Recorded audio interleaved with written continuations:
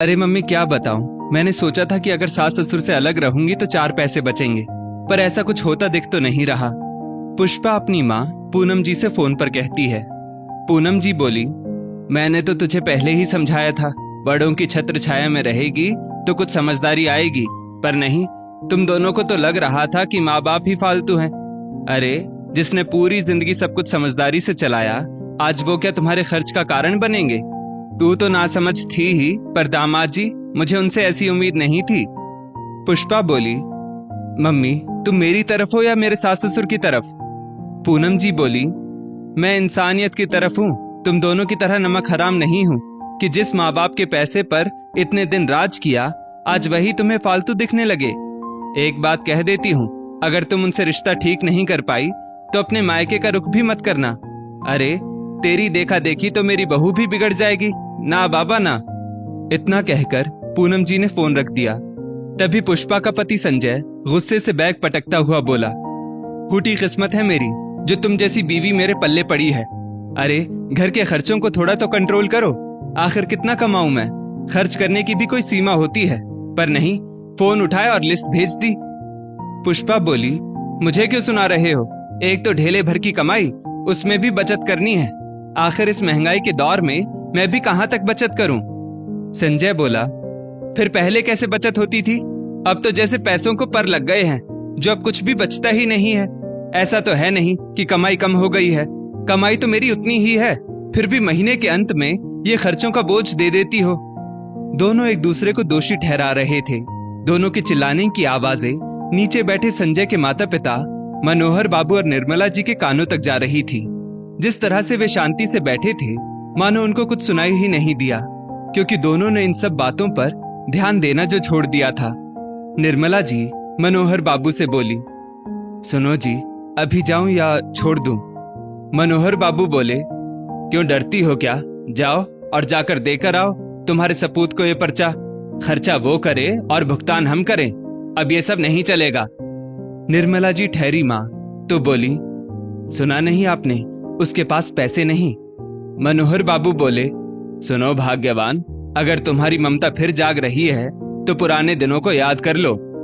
निर्मला जी को जैसे ही पुरानी बातें याद आई, उन्होंने चुपचाप वो बिल उठाया और सीढ़ियों से ऊपर जाने लगी। अचानक उन्हें 5 महीने पुरानी बातें याद आने लगी, जब उनका पूरा परिवार नीचे वाले फ्लोर पर रहता था और ऊपर किराएदार रहते थे। मनोहर बाबू की पेंशन आती थी, जिससे उनका गुजर बसर अच्छे से हो जाता था। उन्हें कभी अपने खर्चों के लिए संजय पर निर्भर नहीं होना पड़ता था। संजय तो महीने के बस 10-12 हजार रुपए देकर फ्री हो जाता, बाकी के सारे खर्चे मनोहर बाबू खुद ही उठाते थे। एक तरफ अपने पास होती बचत को देखकर संजय और पुष्पा को लगा कि हम सब खर्चा उठाने के बावजूद भी सेविंग कर सकते हैं। दूसरी तरफ मनोहर बाबू और निर्मला जी सबके सामने अपने बेटे बहू की तारीफ करते ही थकते नहीं थे कि बेटे बहू ने पूरा घर संभाल रखा है, हम तो बस अपने पोते के साथ मजे की जिंदगी जीते हैं। बस यही बात सुनकर और महीने की बचत देखकर दोनों का घमंड बढ़ने लगा और लगने लगा कि माता पिता को तो वही पाल रहे हैं। अब चलते फिरते उन लोगों ने माता पिता का अपमान करना शुरू कर दिया, यहाँ तक कि निर्मला जी के मंदिर आने जाने पर भी रोक टोक करना शुरू कर दिया। एक रोज मनोहर बाबू घर पर नहीं थे, निर्मला जी मंदिर जा रही थी कि तभी पुष्पा बोली, माँ जी, हर पूर्णिमा पर पंडित को भोजन कराना जरूरी है क्या? कितना फालतू खर्चा हो जाता है, आपको कुछ पता भी है?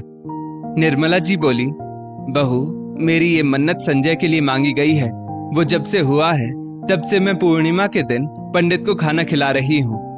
तभी संजय बोला, अरे मम्मी, अब मेरा बहाना बनाकर फालतू के खर्चे मत बढ़ाओ। और सही तो कह रही है पुष्पा, फालतू की चीजों पर खर्चा करती हो बस, अब छोड़ दो ये सब। निर्मला जी ये सोचकर चुप हो गई कि कहीं बाद में ये लोग बखेड़ा ना खड़ा करें। जब उनका मन नहीं माना तो वो अपने पास से कुछ पैसे मंदिर में भोजन के लिए दे आई। एक सुबह निर्मला जी मनोहर बाबू से बोली, मैं क्या कह रही हूँ जी, हमारी मानसी को घर आए हुए बहुत दिन हो गए ना, उसे कुछ दिन के लिए अपने पास बुला लें। मनोहर बाबू बोले, तुम्हारी बेटी भी तुम्हारी तरह ही है, अपने ससुराल में रच बस गई, पर फिर भी तुम्हारी इच्छा है तो बुला लो, पर वो आएगी तब ना। निर्मला जी बोली, एक काम करती हूँ, वो जितने दिन के लिए कहेगी तो उसकी पसंद का राशन पानी उस हिसाब से पहले मंगवा लेती हूँ। जब तक वो यहाँ रही मुझे एक काम नहीं करने दिया, तो अब अपने हाथों से बनाकर उसे खिलाऊंगी। इधर दोनों बातें कर रहे थे, उधर पुष्पा कान लगाए सब सुन रही थी। वो तुरंत संजय के पास गई और पूरी बात बता दी। बस फिर क्या था, संजय तमतमाता हुआ आया और बोला, पापा मैं क्या सुन रहा हूँ, आप मानसी को यहाँ बुला रहे हैं? मनोहर बाबू बोले, हाँ बेटा, तेरी माँ को उसकी याद आ रही है, तो बस इसीलिए हम दोनों अभी यही डिसाइड कर रहे थे कि। उनकी बात अभी पूरी भी नहीं हुई थी कि संजय बीच में बोला, माँ को इतनी ही याद आ रही है तो माँ को वहां भेज दीजिए। आप लोग यहाँ बैठकर बस फालतू के प्लान बनाते रहते हैं, एक बार हमसे पूछ तो लेते। निर्मला जी बोली, संजय ये कैसे बात कर रहे हो तुम अपने पापा से, और तुझसे क्या पूछते? अपनी बेटी को बुलाने के लिए भी अब तुझसे इजाजत लेनी पड़ेगी क्या? पुष्पा बीच में ही बोली, हाँ लेनी पड़ेगी, खर्चा हम लोग करते हैं तो हमसे पूछना तो पड़ेगा ना, आपकी तरह यहाँ बैठकर मुफ्त का नहीं खाते। बहू की बात सुनकर मनोहर बाबू भड़क गए और बोले, एक मिनट, तुम्हें ये गलतफहमी कैसे हो गई कि तुम लोग हमारा खर्चा उठाते हो? हमने तुम्हारी थोड़ी तारीफ क्या करती, तुम हमें फालतू समझने लगे। और अगर इतनी ही गलतफहमी है तो शराफत से अलग हो जाओ, हम अपना खर्चा खुद उठा लेंगे, बड़े आए हमें सिखाने वाले। पुष्पा भी तमक कर बोली, हाँ तो कौन रहना चाहता है आपके साथ, हम तो खुशी खुशी अलग हो जाएंगे। क्यों जी, हमारे पास भी कोई फ्री का पैसा नहीं आता है, आपको मेहनत करनी पड़ती है उसके लिए, और कब तक हम आप लोगों का खर्चा उठाते रहेंगे? मनोहर बाबू के चेहरे पर हल्की सी मुस्कान थी। उन्होंने कहा, ठीक है बेटा, जैसी तुम्हारी मर्जी। मैं किराएदार से कह देता हूँ, अगले महीने वो घर खाली कर देंगे, तो तुम लोग ऊपर शिफ्ट हो जाना। अगले महीने संजय और पुष्पा ऊपर वाले फ्लोर पर शिफ्ट हो गए और मनोहर बाबू निर्मला जी के साथ नीचे रहने लगे। शुरू शुरू में तो दोनों को बहुत अच्छा लगा, वो दोनों और उनका छोटा सा बेटा बस। लेकिन 4-5 महीने बीतते बीतते दोनों को आटे दाल का भाव पता चलने लगा। कभी सिलेंडर तो कभी बिजली का बिल, कभी सब्जियां तो कभी घर का राशन, और फिर छोटे बच्चे के साथ आए दिन के खर्चे। दिन में भी उन दोनों को तारे नजर आने लगे थे, तो आए दिन दोनों में चिक-चिक शुरू हो गई। खैर अभी दोनों मुंह फुलाकर बैठे ही थे, कितने में निर्मला जी ने दरवाजा खटखटाया।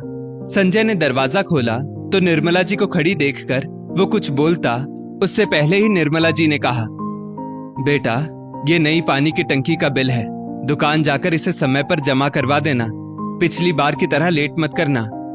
इतना कहकर वो वापस नीचे जाने लगी। संजय बोला, ये क्या मम्मी, 15,000 रुपए का बिल? निर्मला जी ने जवाब नहीं दिया और वो चुपचाप नीचे उतर आई। संजय और पुष्पा भी उनके पीछे पीछे नीचे आए और आते ही पुष्पा बोली, ये क्या है पापा जी, आपने ये बिल हमारे पास क्यों पहुंचा दिया? हम क्यों पानी की टंकी का बिल भरेंगे भला? मनोहर बाबू बोले, आवाज नीचे करके बात करो बहू, अब पानी की टंकी तुम लोगों के लिए लगवाई गई है तो बिल तो तुम्हें ही भरना होगा ना। वो तो टंकी की दुकान का मालिक मेरा मित्र था, इसीलिए कम ही लगा। और हाँ, एक बात तो मैं बताना ही भूल गया कि मैंने बिजली का मीटर भी अलग अलग करवा दिया है। ऊपर के मालिक अलग है और हमारा अलग है, तो उसका बिल भी कुछ रोज में तुम्हारे पास आ जाएगा। संजय बोला, पर पापा पानी की टंकी अलग करने की क्या जरूरत थी? ये तो फालतू में हमारे सिर पर खर्चा डालने वाली बात हो गई ना। पुष्पा बोली, अरे मैं सब समझती हूँ, ये जानबूझकर हमें परेशान कर रहे हैं। निर्मला जी बोली, बहू होश में रहकर मेरे पति से बात करो, और जहां तक बात है तुम्हें परेशान करने की, तो हमारी वो आदत नहीं है। संजय बोला, पर माँ। निर्मला जी बोली, पर वर कुछ नहीं, सही क्या इन्होंने जो पानी की टंकी अलग कर दी। अरे तुम्हारी बीवी दिन भर वॉशिंग मशीन चलाती है और तो और नल खुला छोड़ देती है, पूरा पानी खत्म हो जाता है, फिर बार बार मोटर चलाने में क्या बिजली खर्च नहीं होती? इससे बेहतर है कि सारा हिसाब क्लियर रहे। निर्मला जी की बात सुनकर संजय ने पुष्पा की तरफ देखा तो पुष्पा की आवाज तक नहीं निकली। अब संजय से भी कुछ कहते नहीं बन रहा था, फिर भी उसने हिम्मत करके कहा, पापा हमें अपनी गलती का एहसास है, क्या हम लोग वापस पहले की तरह साथ नहीं रह सकते? मनोहर बाबू बोले, नहीं बेटा, मैं ये गलती अब नहीं करूंगा। जब तक जिंदा हूं स्वाभिमान से ही रहना चाहता हूं, तो मैं तुम दोनों को ये गलतफहमी पालने का मौका बिल्कुल नहीं दूंगा कि तुम लोग हमें पाल रहे हो और हम फालतू हैं। अब मुझे और कुछ नहीं कहना। अगर तुम दोनों की बातें हो गई हो तो तुम लोग जा सकते हो। हमें मंदिर जाकर अनाथ बच्चों को भोजन करवाना है, तो हमारे पास वक्त नहीं है।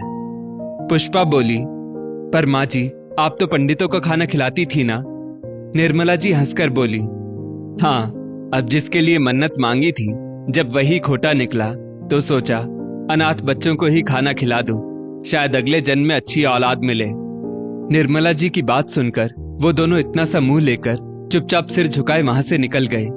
वो दिन और आज का दिन मनोहर बाबू और निर्मला जी अब अपनी मर्जी से जीते थे और काफी सोच विचार करके नीचे का घर उन्होंने अपनी बेटी मानसी के नाम कर दिया, ताकि बेटे बहू को ये गलतफहमी ना हो कि सब कुछ उन्हीं का है।